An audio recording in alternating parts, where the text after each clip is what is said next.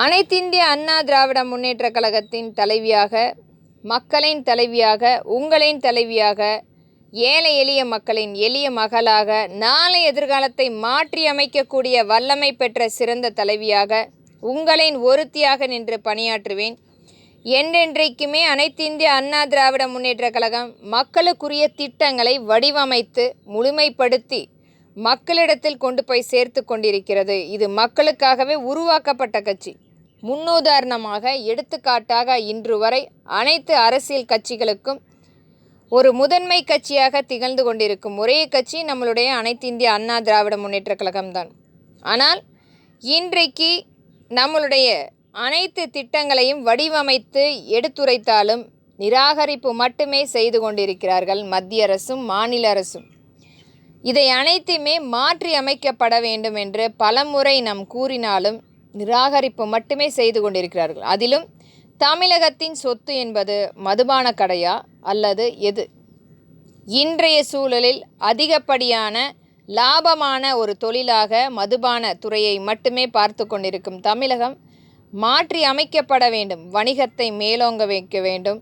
வெளிநாடுகளில் வணிகத்தை கொண்டு போய் முறைப்படுத்த வேண்டும். அதற்குரிய நிறுவனங்கள், தமிழகத்தின் நிறுவனங்கள் ஆங்காங்கே அமைக்கப்பட்டு இன்றைய சூழல் வணிகம் ஒரு மிகப்பெரிய ஏமாற்றும் பேர்வழிகளாக மக்களை ஏமாற்றி கொண்டிருப்பதை தடுத்து அரசின் மிகப்பெரிய ஒரு ஒப்புதலோடு வணிக கப்பல் ஏற்படுத்தி வணிகத்தை மேலோங்க செய்ய வேண்டும். நம்மளுடைய தமிழ்நாட்டின் நிறுவனங்கள் வெளிநாடுகளில் ஆங்காங்கே இருக்கும் பட்சத்தில் இன்றைய சூழல் யார் வேண்டுமானாலும் எளிமையான முறையில் வணிகத்தை வெளிநாடுகளில் கொண்டு போய் விற்பனை செய்யக்கூடிய அந்த ஒரு வர்த்தகமாக ஏற்படுத்தி ஒரு எளிமையான பணப்பட்டுவாடா நடக்கும் அந்த நம்பிக்கையை ஏற்படுத்தி மக்களிடத்தில் கொண்டு வந்து சேர்க்கப்பட வேண்டும். ஆனால் இன்றைக்கும் மறைமுக பினாமிகளை வைத்து வெளிநாடுகளில் இருக்கும் அனைத்து துறைகளிலும் இவர்களுடைய கைக்கூலியாக இன்றைய சூழல் ஏற்படுத்தி கொண்டிருக்கிறது. இனி வரும் காலங்களில் வணிகத்தை முறைப்படுத்தி வணிக கப்பல், தாய் வழி வணிக கப்பல் ஏற்படுத்தப்படும். அது மட்டும் இல்லை, விமானத்துறையில் நம்மளுடைய இன்றைய சூழல் இவர்களுக்கென மக்களுடைய பணங்களை எடுத்து வரிகளை எடுத்து இவர்களுக்கென தனி விமானம் ஏற்படுத்தி கொண்டு மிகப்பெரிய ஒரு இராஜாங்கம் நடத்தி கொண்டிருப்பவர்களுக்கு ஒரு எடுத்துக்காட்டாக முன்னுதாரணமாக தமிழகத்தின் விமானம் அமைக்கப்படும். அது முழுக்க முழுக்க ஏழை எளிய மக்கள் ஒரு குறைந்த கட்டணத்தில் அவர்கள் போய் சேர்வதற்கு அவர்களுடைய பயணம் முழுமையாக்கப்பட வேண்டும். அதற்குரிய திட்டமாக விமானம் நம்மளுடைய தமிழகத்தின் சொத்தாக வரப்பட வேண்டும்.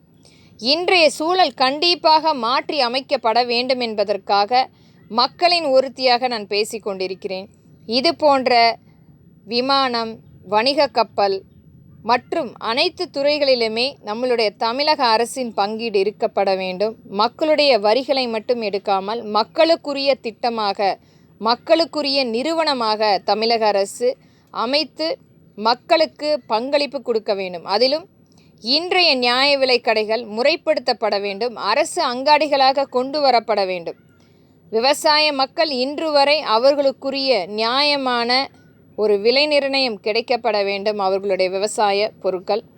ஆனால் மத்திய அரசிடம் தெருக்களில் அமர்ந்து அவர்கள் போராடியும் கூட அந்த அவர்களுடைய உரிமை நிராகரிப்பு செய்து மிகப்பெரிய அளவில் அவர்களை நிராகரித்து கொண்டிருக்கிறது.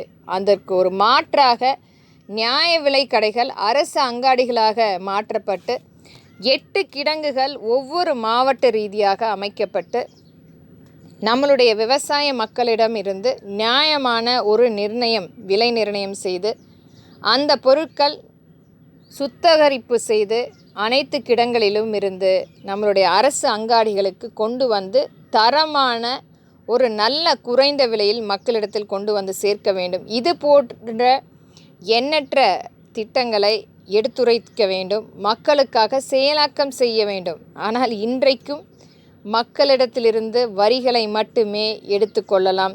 மதுபானங்களை விற்று பணமாக்கி கொள்ளலாம். அதிலுள்ள லாபத்தை மறைமுகமாக பினாமி ரூபமாக எண்ணற்ற சொத்துக்களை சேர்க்கலாம் என்று